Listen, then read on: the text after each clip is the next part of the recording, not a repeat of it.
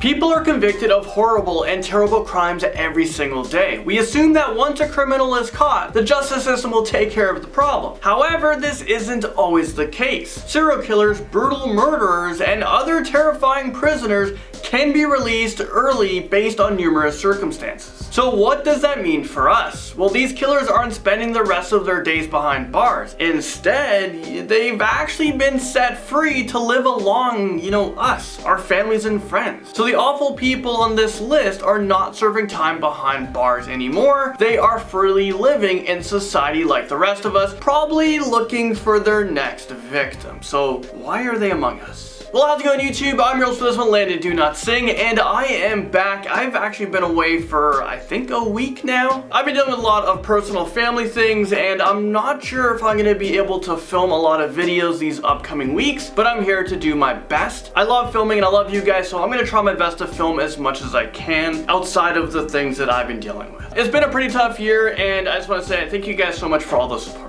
And before we get into this list, I want to make sure you guys hit the like button, subscribe to the most amazing family here on YouTube. Alright, let's get into this list. This is the top 10 scary prison inmates who were set free. Killer released from prison because people thought that he was too old to be dangerous makes his way on our list at number 10. We're talking about Albert Flick, who spent decades of his life in prison for brutally murdering his wife. But as it turns out, he was released because people thought that he was too old to pose a threat to society. And as you've probably guessed it, they were wrong. He was released in 2004, but just 6 years later, 2010, he was convicted again for a similar crime. He stabbed a woman 11 times in broad daylight while her twin sons watched. Apparently, he was obsessed with this woman and found out that she was planning on leaving town, so he thought, if I can't have her, no one will. He went to the nearest Walmart, bought the sharpest knives he can find, and killed her right in public. He did not care. I guess the judge presiding on the original case is probably regretting his decision right about now. A serial killer released from prison early comes in at number 9. Louis Van Schoor is an ex-policeman and a security guard who shot dead 39 people that he claimed were burglars. So after each murder, he was cleared by officials because they said that he acted within the law. However, the truth was finally discovered in 1992, and he was convicted of 7 murders and 2 assassinations, even though he told a reporter that he killed more than 100 people. Is this real life right now? He was sentenced to 20 years in prison, but he only served 12 years before being released into public. I cannot believe this story. His family is actually pretty messed up too. His daughter was arrested because she hired a hitman to kill her mother back in 2002. I guess it's true what they say. The apple doesn't fall far from the tree. A kidnapper now walks free, and this takes us to number 8. CHARLENE Gallego killed people with the help of her sick partner. But once the police captured them, she turned on her partner and testified against him in return for a lesser sentence. Though both of them kidnapped several young women and forced them into sex slavery before murdering them. Well, get this, they managed to kill 10 people before being arrested in 1980. But what's even crazier about this whole thing is she managed to only serve 16 years in prison before she was released. And now she is in her 60s living, a normal life outside of prison. This whole story just sounds absolutely insane to me. I think she should have spent the rest of her life rotting behind bars, but that's just my opinion. Let me know what you guys think in the comment section below. How do you kill 10 people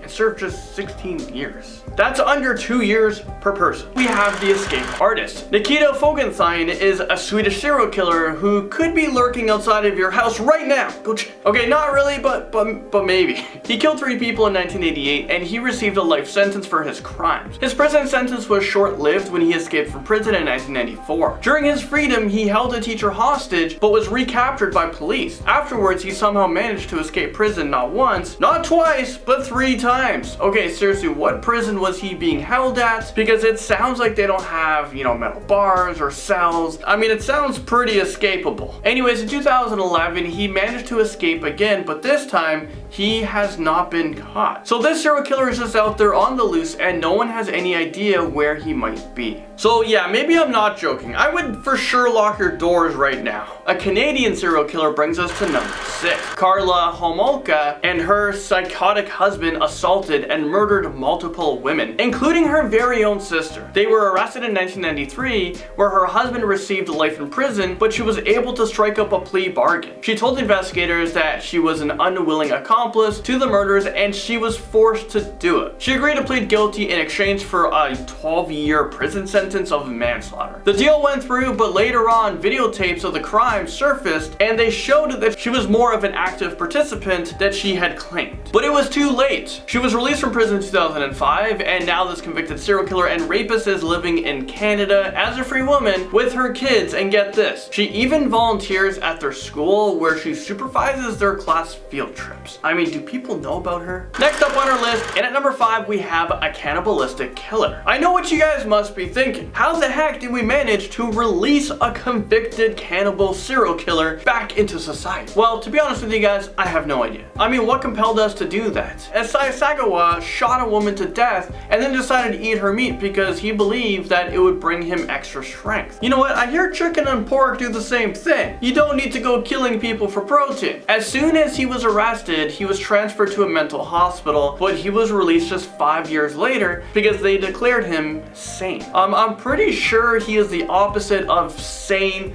I think we should add an in front of sane and call him insane. But anyway, since his release, he has become a celebrity in Japan, and he has lots of fans who admire him. Do I sense a potential cannibalistic cult forming here? I don't know. And what if he starts craving human meat again? What do we do with him? Next up, number 4, we're talking about a serial killer nurse. I know this sounds weird to say because aren't nurses supposed to be compassionate people who are there to, you know, try to keep you alive, try to heal you? Well, I don't know what school ARNFINN and NESSET went to because he definitely didn't get that memo. NESSET confessed to murdering 27 of his patients, but others believe that he could have killed over 100 people. He poisoned most of them and was given a 21-year sentence because apparently that's the maximum prison term in Norway. I mean, that is absolutely insane. So he's now a free man living under a new identity, so no one knows who he is. If Norway has such a short maximum prison sentence, what other sadistic criminals are freely released? Doesn't anyone see a problem with this? Wouldn't this attract serial killers to your country? The child killer brings us to number 3. In 1968, Mary Bell was 11 years old when she was found guilty of murdering 2 young boys aged 3 and 4 years old. These murders are pretty horrific, and I wouldn't go into all of the details because it will literally make you feel sick to your stomach. Unfortunately, I had to read through it. All you need to know is that she was a very sick and twisted 11-year-old who should have been kept a long time in prison. She was convicted in December 1968 of manslaughter,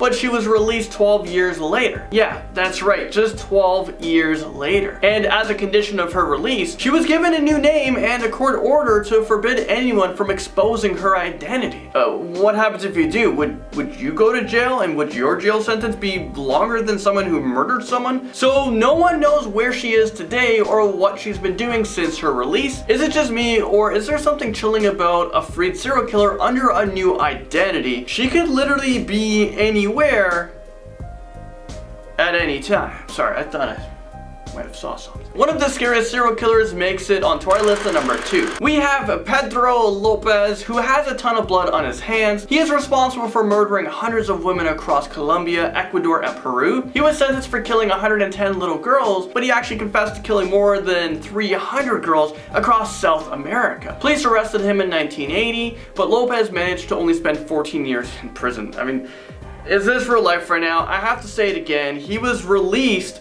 and transferred to a mental hospital where he spent only 3 years there. Somehow he was declared sane in 1998 and he was released on a $50 bail. Currently Lopez is free, and it's suspected that he's been involved in a bunch of other murders, assaults since his release, and his whereabouts, we know how this story ends. His whereabouts is unknown. We don't know where this guy is.